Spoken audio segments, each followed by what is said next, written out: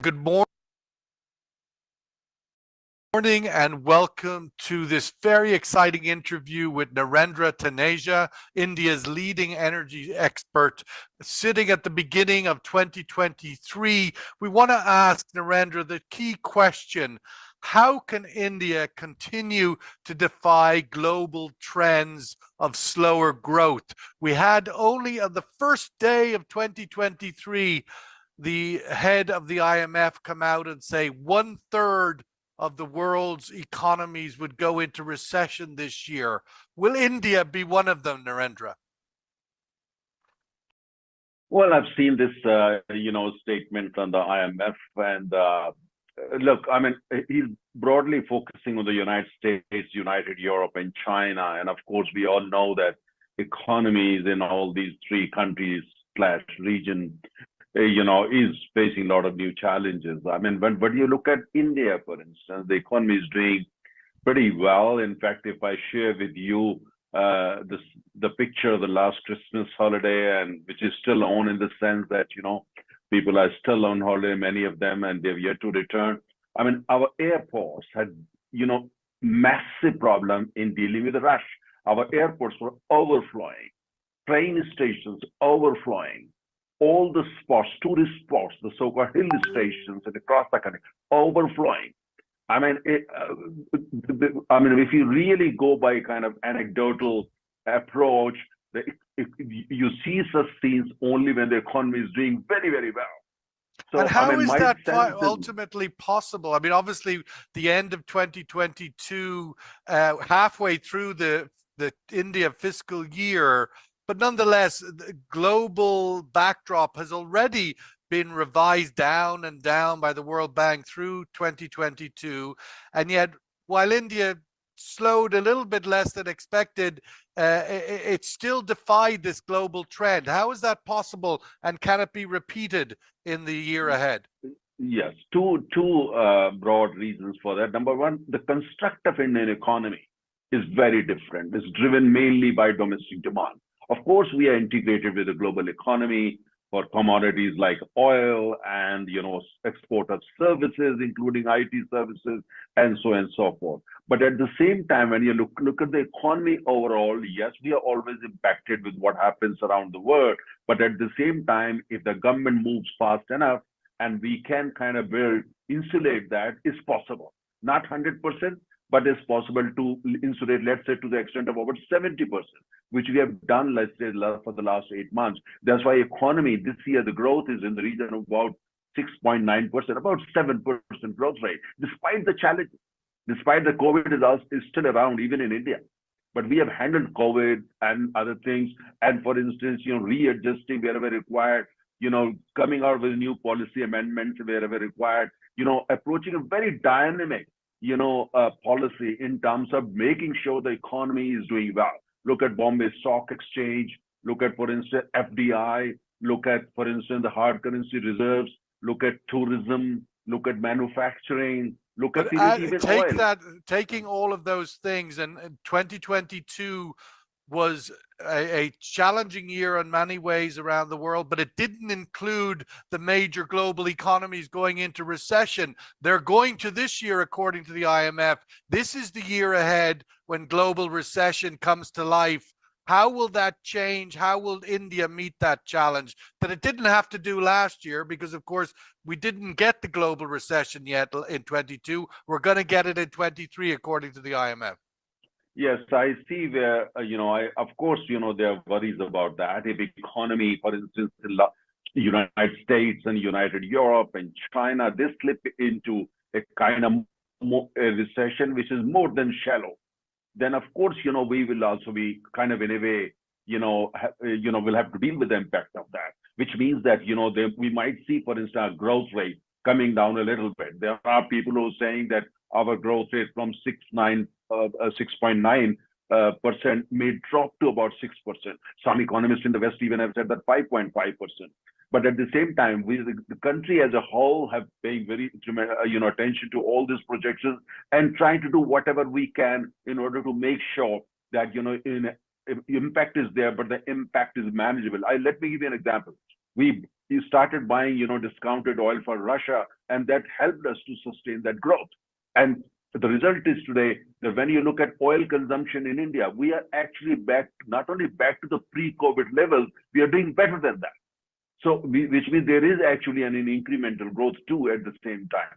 So, I think it will depend on the government, the federal government, and also various state governments, and of course the large corporations. But my own sense is, going by the overall sentiments across the country, and the fact the government is always hands-on in terms of dealing with such issues, working 24/7, I think the impact is unavoidable. But at the same time, I think adverse Well, impact would be manageable, which means you mentioned, Narendra, there the availability and access to discounted Russian oil in 2022. Uh, how big a factor could that be in 23? Will that continue to be an opportunity that India will avail of? Of course, India imports about 5 million barrels of oil a day. good question. I mean, what we have seen in terms of discounted oil from Russia is actually the beginning of the construction of a new oil order. And I think, new oil order, which has been so far dominated by dollar and the West, probably what we are going to see is kind of de-dollarization, if that's the term. I don't know. Which means that this actually provides a good opportunity for economies like India to navigate in such a way that we can exploit, this kind of, disorder to our advantage. Which means that countries like China and countries like India will have to now see that so far the order was very strict. It was mainly dominated by dollar and the western part of the world and OPEC and so on and so forth. But now we see that it's falling apart. New international oil order is emerging. Does it provide a new opportunity to India? If you go by our experience of importing oil from Russia on discounted rate, and the answer is yes. And now with the new deals happening between China and the Gulf countries, where they are more or less agreed to actually go for oil purchases in yuan, in the Chinese currency. So that means the new order actually is going to get more traction. Now, would India be kind of a Would India be supportive of that sort of move away from the dollar pricing of oil, the dollar pricing of all commodities? As you say, there's some wind in the sails of that. It still seems like a big journey, but nonetheless, the journey starts. Would India be supporting that journey? Well, it depends on our other strategic interests. We cannot go full hog with China. We have to see, because we are aligned, our global interests are aligned firmly with the western part of the world, with dollars, with America, with European Union, Japan, Australia, and other countries. So we have to balance, in the sense we can't go full hog like China, but we at the same time would see that while maintaining our close ties with the West and dollar, can we still take advantage of this new opportunity? But if it's possible, then we'll do that. If we think that it's coming at the heavy cost to our strategic relationship with the United States, with Europe, Japan, Australia, and all that, probably we will not go to that extent. But this definitely has provided a new opportunity. In this new energy order, can India navigate a line sort of down the middle? There's a lot of the talk of 2022 was kind of in the narrative of you're with us or you're against us. What you're suggesting in 2023 is India may carve out a line in the middle, that it's its own center of gravity, neither with or against either of these two polarized emerging polars, if you like. Well, answer to your question is a big yes, because India is chair of G20. As you know, the G20 summit will happen in India this year in September. But at the same time, I agree with you in terms of, let's say, the changes and the advantages and the middle path and everything. But I think it's going to be restricted only to oil, not energy as a whole, because we need the West for renewables. We need the West capital, technology. We also need the West and also Gulf for natural gas.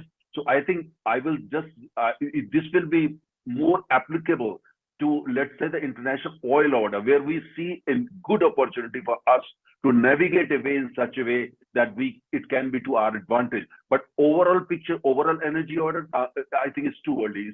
It's premature to talk about it.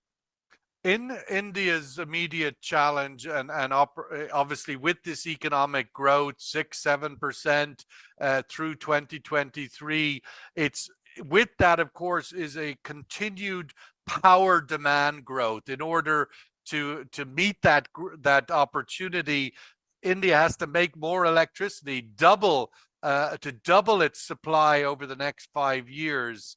How does it achieve that? What is the trajectory for India's ability to produce power at this scale? Well, good question. You see, it's a huge challenge because when you look at the per capita energy consumption, India is among the lowest in the world. At the same time, economy is growing very fast. And at the same time, your demand for energy is growing and more people want to consume more energy. So, and we're a democracy. We have to mobilize that, energy that people need. Otherwise, that any government of the day would be in trouble. Now, that said, now, how do we do that? My own sense is some people may disagree with me, even in India, but I sense that probably we will have to burn more coal. We will need to burn more natural gas, and which means also import. So our dependence on imported gas is very high. It's in the region of about 60% of total, consumption that we are importing now. So we'll need to build more LNG terminals. We may actually need to burn even more diesel. We burn roughly 80,000. We produce 80,000 megawatt of electricity using diesel. That might probably go up because when you're expanding the economy, you can't wait, for instance, renewable energy to be available at the same pace. Renewable energy. But how does that strategy, Narendra, align? I mean, put aside the energy transition and the climate challenge, just to be able to breathe in Delhi, just to be able to have air quality that has a quality of life associated with it. I mean, you might save on one side, you'll be paying the health bills on another. How can that energy strategy coexist with an environment within your major cities that are already seriously challenged by air quality? Well, challenging question and challenging situation because on the one hand we have these issues that you just listed out, and at the same time we have no option but to actually use more fossil fuels in order to get there, in order to pull people out of poverty, to expand the economy, to make sure that things keep growing at the same time. And we keep creating jobs at the same time. We have a high inflation rate in some places, and also in some parts of India, high unemployment rate. So, but if you go by New Delhi's example, for instance, the pollution this year is slightly less than pollution last year. How do we manage that? All cars must have Euro 6. If you are not Euro 6, then either you leave the city or you have to basically send your car to scrapyard. New policy. Incentives for EVs, tremendous incentives, especially when it comes to two-wheelers, and heavy incentive to renewables.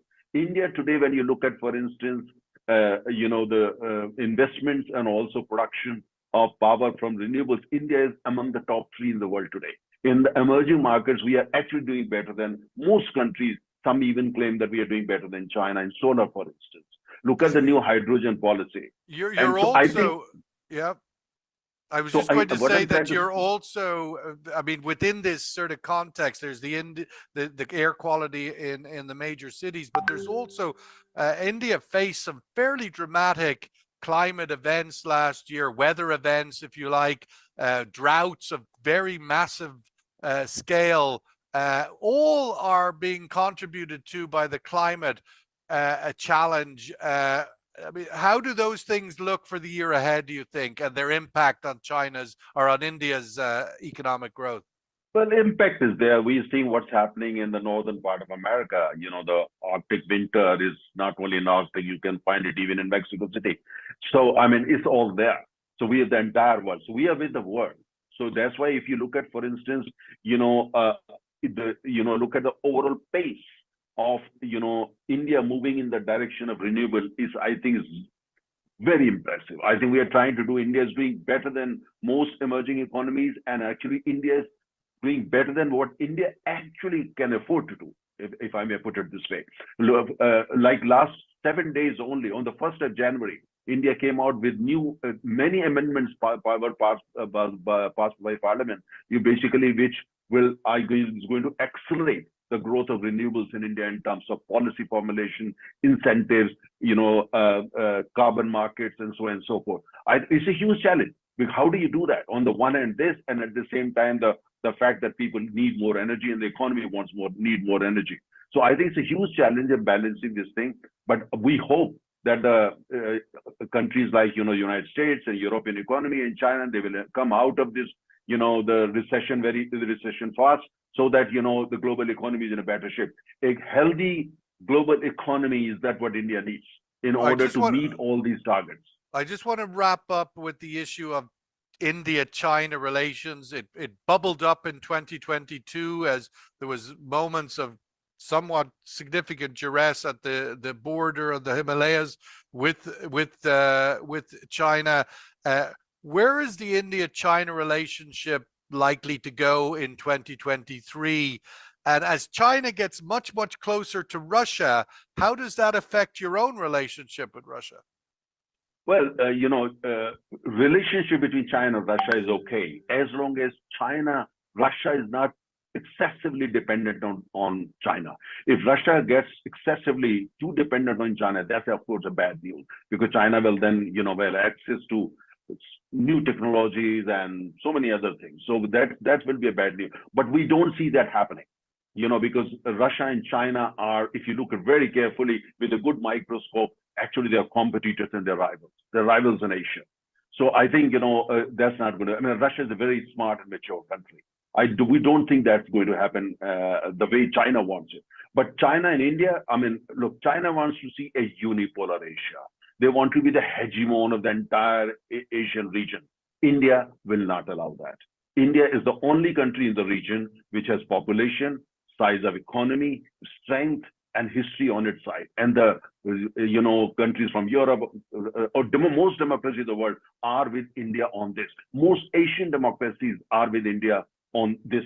So I think it's going to be a kind of challenge. The way I look at it, I think next 20 years, this drama, this Asian drama that involves India and China will continue until the time the world actually becomes a multipolar world in true sense of the term. From a United States dominated world to a multipolar. It's a journey. The journey is going to take 30 years. And in that journey, you're going to see many dramas, included dramas across the Himalayas between India and China. But India is very clear on this, that we are not going to accept China's hegemony. We are not going to accept China as hegemon.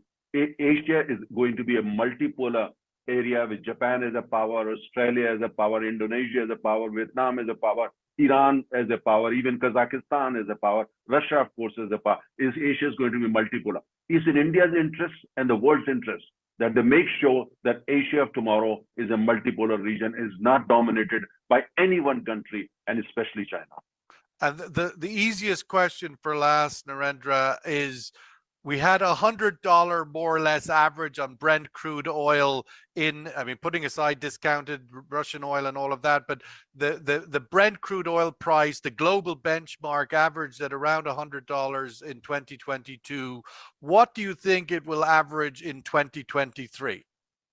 Well, in two parts. I think from January to June or August, I see, Brent in the region of about $95 to $103 per barrel. That's the kind of band from, till August. But after August, I think the reality will be there. Hopefully the America, Western Europe will start coming out of the recession, and the demand will start going up. And at the same time, world will actually face the hard reality that the world last 4 years had not invested enough in oil exploration production, which means that, the world will start facing challenges in terms of supply. And of course, that will start reflecting in the price. So my sense is October onward this year, you will start seeing that the price start going up on a sustained basis. And of course, by 2024, 2025, we are going to see oil in the region of $110 on a sustained basis, because the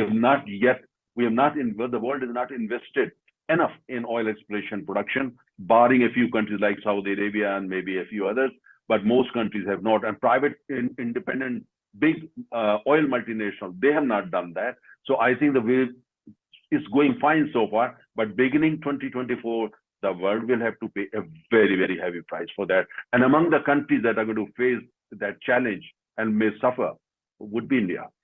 Yes. Well, we're going to have to leave it there. It's absolutely wonderful to have Narendra Taneja, India's leading energy expert, join us on the 13th Global UAE virtual this year energy forum, tackling the year ahead energy outlook 2023, that crystal ball for the year ahead. And we heard from Narendra there, he sees $90 Brent at least through the first half of the year. Let's see if that works out.